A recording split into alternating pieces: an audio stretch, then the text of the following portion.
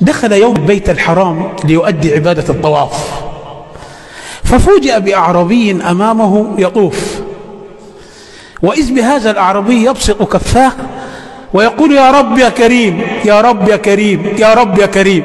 فانتبه النبي إليه فوجده يكرر: يا رب يا كريم.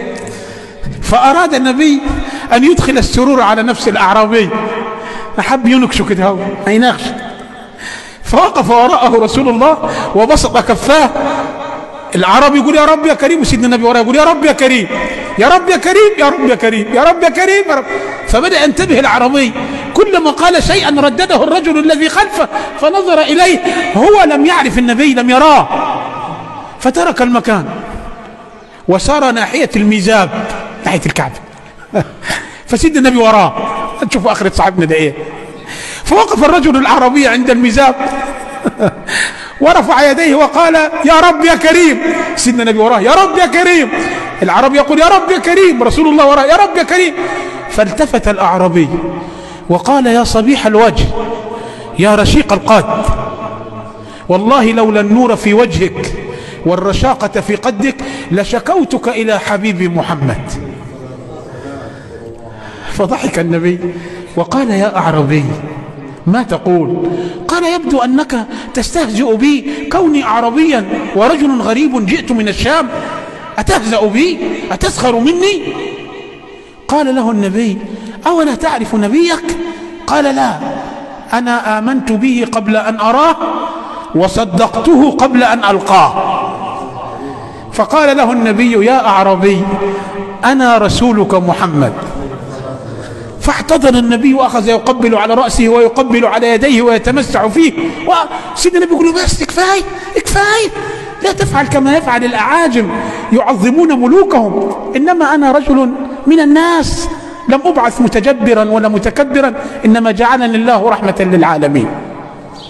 فالرجل بيجي في صورة غير الصورة ومتفاجئ بتواضع سيدنا النبي وبساطة سيدنا النبي، وهو رجل أعرابي من العراق. بعدها بقليل هبط الأمين جبريل وقال: يا رسول الله، السلام يقرئك السلام ويخصك بالتحية والإكرام، ويقول لك: قل لهذا الأعرابي لا يغرنك حلمنا ولا يغرنك كرمنا، فسوف تأتينا ونحاسبك على القليل وعلى الكثير، على الفتيل وعلى القطمير.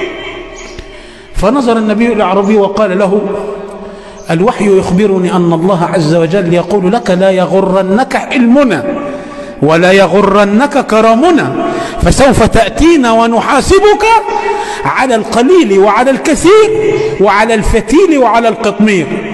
فقال الأعرابي: ربي يحاسبني؟ قال: نعم يا أعرابي. قال: لا، وعزته وجلاله لو حاسبني لأحاسبنه.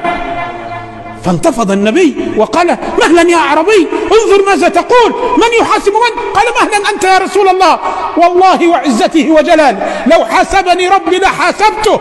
قال له النبي: كيف تقول هذا؟ قال: نعم يا رسول الله، لئن حاسبني على ذنبي لأحاسبنه على مغفرته، ولئن حاسبني على سيئاتي لأحاسبنه عن عفوه، ولئن حاسبني على بخلي لأحاسبنه على كرمه، أليس أكرم الأكرمين وأرحم الراحمين؟ فوجئ النبي ودمعت عيناه على التلقائية والبساطة اللي بيتكلم بها الأعرابي وعلى حسن الظن في الله.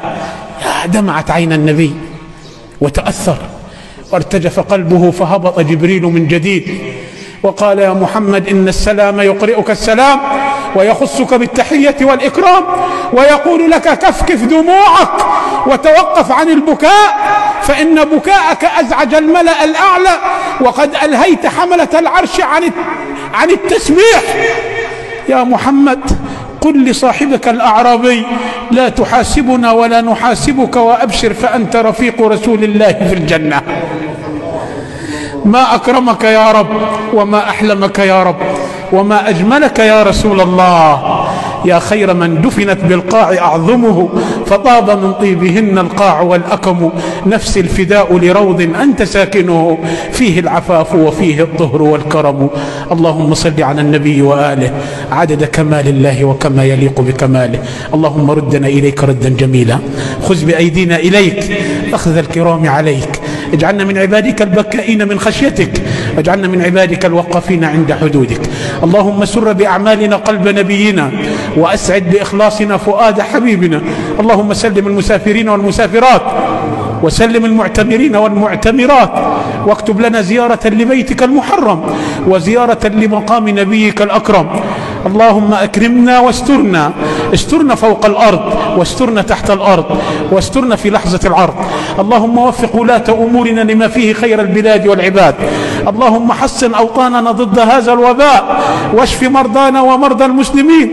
اللهم فرج كروبنا، اللهم خفف أزماتنا، اللهم أرخص أسعار أقواتنا. اللهم نجنا من هذه الغمة واصرف عنا هذا البلاء. اللهم أمنا في أوطاننا ووفق ولاة أمورنا لما فيه خير البلاد والعباد.